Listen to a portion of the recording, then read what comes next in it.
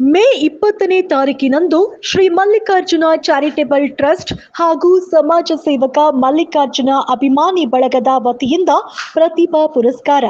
ಕೆಆರ್ಪೇಟೆ ಪಟ್ಟಣದ Shri Mallikarjuna charitable trust ಕಚೇರಿಯಲ್ಲಿ ಪತ್ರಿಕಾಗೋಷ್ಠಿ ನಡೆಸಲಾಯಿತು.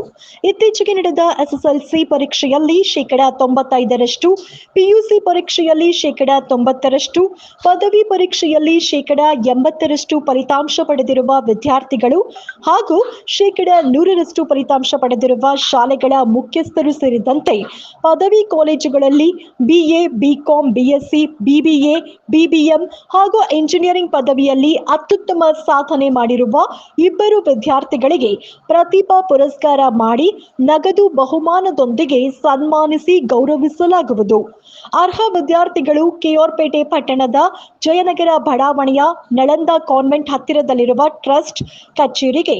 ಮೇ 18ರ ಸಂಜೆ 5 ಗಂಟೆಯೊಳಗೆ ವಿದ್ಯಾರ್ಥಿಗಳು ತಮ್ಮ ಅಂಕ ಪಟ್ಟಿಗಳೊಂದಿಗೆ ಅರ್ಜಿ ಸಲ್ಲಿಸಬೇಕು ಎಂದು ಮಹೇಶ್ ಮನವಿ ಮಾಡಿದರು. ಪ್ರತಿಭಾ ಪುರಸ್ಕಾರ ಕಾರ್ಯಕ್ರಮದಲ್ಲಿ ಆದಿಚುಂಚನಗಿರಿ ಮಹಾಸಂಸ್ಥಾನ ಮಠದ ಜಗದ್ಗುರುಗಳಾದ ಶ್ರೀ ನಿರ್ಮಲಾನಂದನಾಥ ಸ್ವಾಮೀಜಿಗಳು ಸೇರಿದಂತೆ ತಾಲೂಕಿನಲ್ಲಿ ಅತ್ಯುತ್ತಮ ಸಾಧನೆ ಮಾಡಿರುವ ಸಾಧಕರು, ಕೆಎಎಸ್, ಐಎಎಸ್, ಐಪಿಎಸ್ ಅಧಿಕಾರಿಗಳು ಹಾಗೂ ವಿವಿಧ ಉದ್ಯಮಿಗಳು ಸೇರಿದಂತೆ ವಿವಿಧ ಮಠಾಧೀಶರು ಕಾರ್ಯಕ್ರಮದಲ್ಲಿ ಭಾಗವಹಿಸ್ತಾ ಇದ್ದಾರೆ ಎಂದು ಮಹೇಶ್ ಮಾಹಿತಿ ನೀಡಿದ್ದಾರೆ.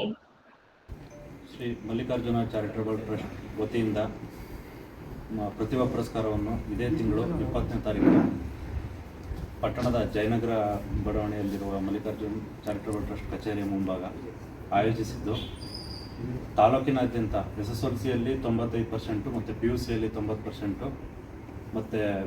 ಪದವಿಯಲ್ಲಿ ಪ್ರತಿ ಕೋರ್ಸಿನ 2 ವಿದ್ಯಾರ್ಥಿಗಳಿಗೆ ಪ್ರತಿಭಾ ಪುರಸ್ಕಾರವನ್ನು ಆಯೋಜಿಸಿದ್ದು, ಈ ಕಾರ್ಯಕ್ರಮದಲ್ಲಿ ದಿವ್ಯ ಸಾನ್ನಿಧ್ಯವನ್ನು ವಹಿಸುತ್ತಿರುವಂಥ ಶ್ರೀ ಪರಮ ಪೂಜ್ಯ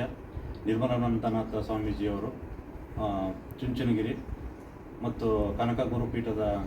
ಶಿವಾನಂದನಾಥ ಸ್ವಾಮೀಜಿಯವರು ಮತ್ತು ತಾಲೂಕಿನ ಸ್ವಾಮೀಜಿಗಳಾದಂಥ ತಂಡೇಕೆರೆ ಬಾಳೆಹೊನ್ನೂರು ಶಾಖಾ ಮಠದ ಗಂಗಾಧರ ಸ್ವಾಮೀಜಿಯವರು ಮತ್ತು ಕಾಪನಹಳ್ಳಿ ಗವಿಮಠದ ಸ್ವತಂತ್ರ ಚನ್ನವೀರ ಸ್ವಾಮೀಜಿಯವರು ಮತ್ತು ಬೇಬಿ ಮಠದ ಶಿವಯೋಗೇಶ್ವರ ಶ್ರೀ ಶಿವಬಸವ ಸ್ವಾಮೀಜಿಯವರು ಆಗಮಿಸುತ್ತಿದ್ದು, ಅವರ ದಿವ್ಯ ಸಾನ್ನಿಧ್ಯದಲ್ಲಿ ಅದೇ ದಿನ